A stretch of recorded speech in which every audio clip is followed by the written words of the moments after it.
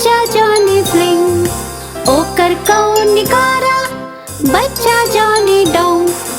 बहुते शरारती लइका बा, बेचारी बिल्ली के डुबा दिला।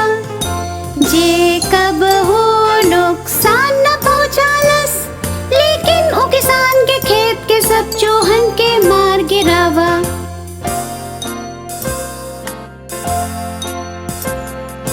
डिंग डोंग घंटी कुएं माँ बिल्ली, ओकर कौन ले गवा छुटका जॉनी है। कौन ओकर अंदर लावा छुटका टॉमी फ्रैंक।